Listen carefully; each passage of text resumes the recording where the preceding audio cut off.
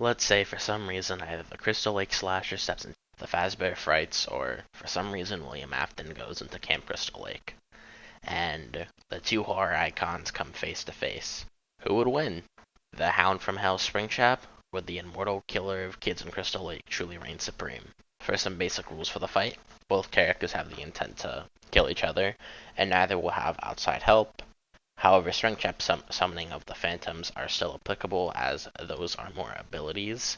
He can just summon them at will, or he can more mind hacks them at will, if you will, since they are mind hacks, which we'll get into later. Jason will be in his composite form, so parts 1 and 9, all the comics, Jason X, and any other games or crossovers or whatever the fuck he had. While Springtrap is also in its composite form, so like base Springtrap, Scrap Trap, the Amalgamation, and I will be including like the Mimic and Glitch Trap, just because they're kinda still him. Not really, but they count enough. However, I won't be including the FNAF form, or the FNAF World form, as that just kinda gets into things that's for another video, and it's a lot. A lot of people do view it as disingenuous, and people who don't view it as disingenuous would just take it as Springtrap being a stomp. So, starting off with attack, potency, and durability. Yeah, obviously Springtrap has the basic shit, ripping off limbs, super strength, etc., etc. You get the idea. His higher scaling does come from blitzing and one-shotting the OGs. The same OGs that can beat up the Twisted Ones, and Twisted One can take building level fires, which is consistent with not only the Amalgamation breaking through a large wall, which is also calculated building level. It's already a base on a building level.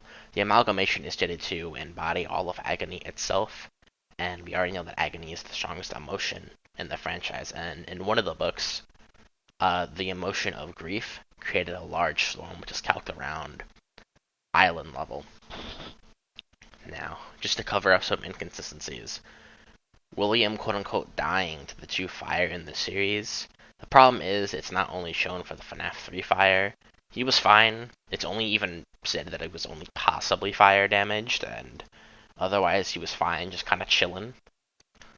And Scrap Trap is not the damage from the burns, it's just something else entirely that we're not given an explanation from, as not only Sister Location Custom I chose it, but the guidebook says that Dark, quote-unquote Dark Springtrap as they refer to it as, is just him after the fire, and essentially the same thing.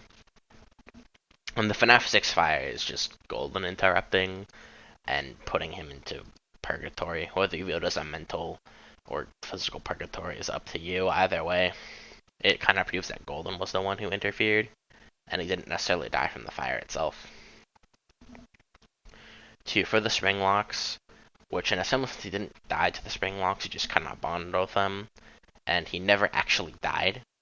He just bonded with the suit, and he became one with the suit. Kind of like a symbiote, in a way, where they just bond, but So, something to consider about the Amalgamation V is that the Amalgamation is heavily weakened. So weakened, in fact, it's considered not only his last burst of strength, it's considered that he's barely hanging on to reality itself. That is essentially the last burst in power he has. So, it should be the weakest form of Springtrap. Should be below Scrap Trap. Well, not technically Springtrap variants, probably the Mimic and like Burn Trap as well. And you can pretty easily argue at least a 3 times multiplier for the feat, as it is the weakest form of his power. You can argue higher, though I think that would just be disingenuous, and I think a 3 times multiplier is fine, especially considering how it's just the last burst of Springtrap's power, or actually Scrap Trap's power, and Scrap Trap is just more damage Springtrap.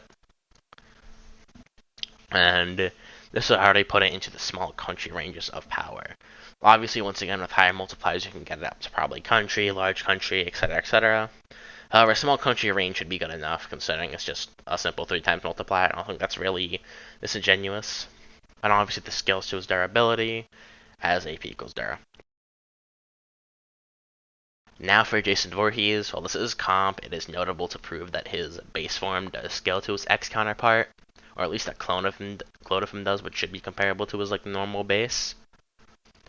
However, obviously since it's in here, we can just use it to prove that X's durability also scales to his attack potency, since a lot of his best feats are just third feats, but his AP should scale to his durability.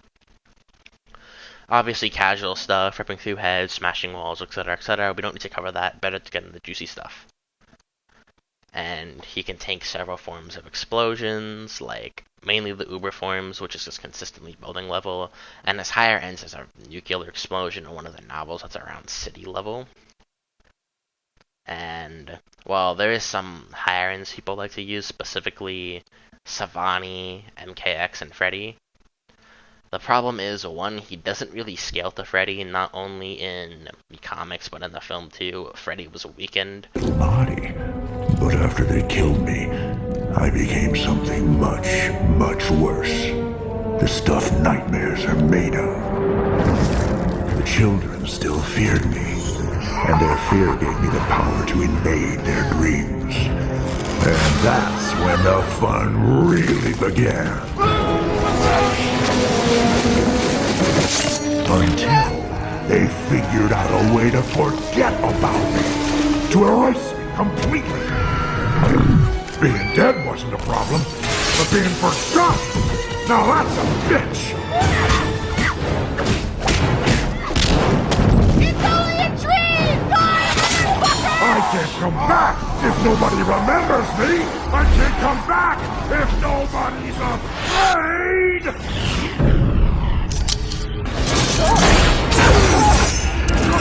Okay, I'm alright.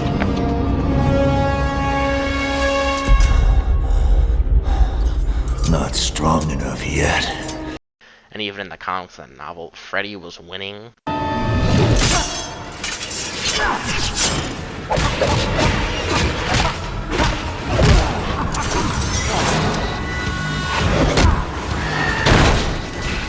Welcome to my nightmare.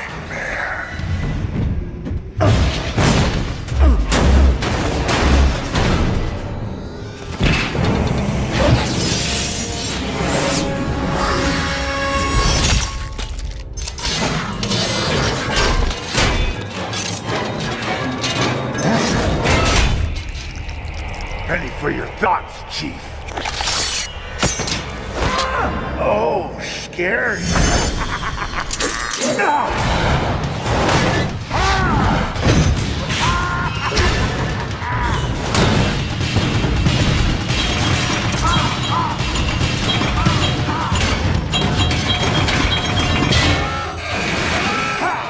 Oh, tilt.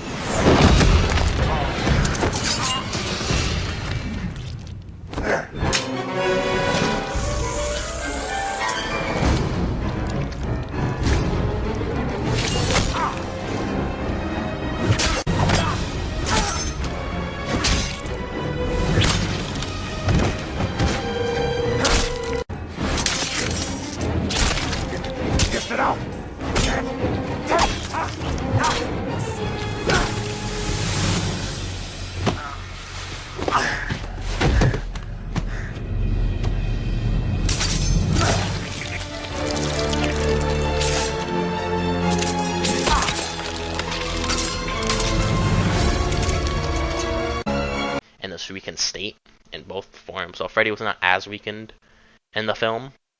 In the book, he's just barely hanging on to life and like about to die. Jason's just headed to be stronger than he ever was by this point.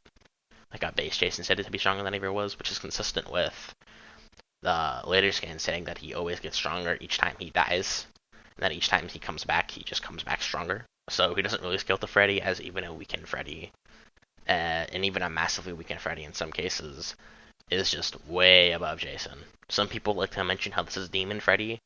Demon Freddy doesn't amp his like AP or anything. It just like makes his attacks, function in the real world and stuff to like fucking go in a dream. And even if he can just put Jason in a dream at will, like casually, without it. So, for Savani, it's just the devil he fights is feetless. There's no confirmation of the devil really doing anything. It's just he kills a feetless character at best, and even it mentions it's just a possibility that he did, which is kind of sad.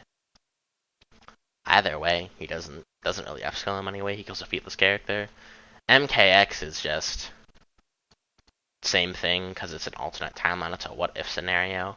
In the same way, you wouldn't really say like what if Wolverine scales to 616 Wolverine. You wouldn't say what if fucking Shinnok scales to actual Shinnok, considering just the amount of differences. Or what if Liu Kang scales to actual Liu Kang. So pretty simple. But in conclusion, both their lower ends are wall, mid ends at building the building plus. However, Jason's higher ends are only around city, while Springtrap's are around country. At the very least, island. Overall, Springtrap should take this. Now to get on their hacks and abilities as well as their regeneration and immortality. With Jason's, his main thing is his really good regeneration and pain tolerance. As not only said that each time he regenerates from a fatal injury, he goes stronger by an unquantifiable degree. It's also mentioned that his regeneration is just really impressive. To where it activates in seconds, and he doesn't really react to pain that much. He just kind of stands there. Like, obviously it hurts him because there's a wound, but he doesn't react to it and can just keep attacking while under a lot of pressure. Even in Jason X, with the nanobots he has in his armor, it can make him regenerate so high that it's like regenerate on the atomic scale. And these nanobots are even so powerful to allow him to almost phase through objects, like how the Flash does, and even allowing a form of adaptation on the subcellular level. Comparing this to Springtrap's immortality is more so coming back from the dead and not just pure regeneration. While unlike Jason, while you can keep him down for a decent while, Springtrap's is just he's always going to keep coming back no matter what. And unlike Jason, who several times can be put down for a decent while until something happens that awakens him, or at the very least incapacitated for a while Springtrap's just always going to come back on his own without outside interference. Since it's also comp, we can include the Death Coin from UCN, as that is obviously William in Purgatory, which is just death manipulation. He also has passive illusions and mind hacks, to the point where they can adapt to a specific person's fears, and these illusions can even hurt the person physically. We see this in the books more specifically, as we see in the books the main character's phantoms were not the same ones in FNAF 3. The main character's phantoms were people from their past, like their bully, their old teacher, and they were constantly traumatizing him and reminding him of past events. So it makes sense in FNAF 3 that all the things the main character sees are things of their trauma as well. The burnt animatronics. Glitchtrap, he does count. As I mentioned before, I will be counting him. Glitchtrap gives him non-existent physiology, some degree of reality warping, possession, and mind hacks. And, well, Jason does have better, regeneration. Springtrap's going to be harder to make it permanently be taken down. Springtrap's Death Coin does negate Jason's immortality, as death hacks even negate regeneration on a subcellular level, and so does the reality warping, and both can possess the other, so I don't think so win con for either. And Jason's adaptation doesn't help that much here, as essentially how adaptation works is you have to survive the hacks to work, or you have to survive the attack.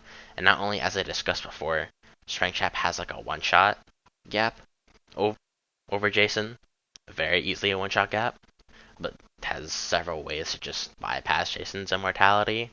And Springtrap's illusions would work on Jason if Freddy's work on Jason pretty easily, especially with his mother, and he never found out until after Freddy said, "Oh yeah, that's fake, by the way." To the point where Freddy could just manipulate him, then no reason Springtrap's illusions wouldn't work on him. They wouldn't obviously kill him, but they would very much make him opened.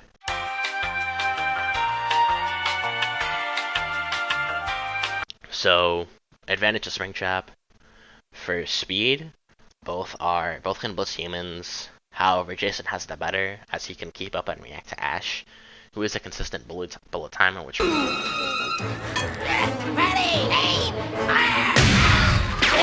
Springtrap doesn't really have bullet time shit.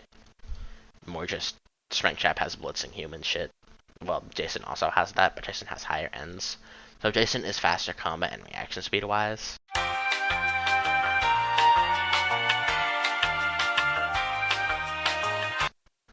So overall, while Jason is faster, Springtrap's better. AP, durability, and hacks by a mile should kind of push him in the edge to victory.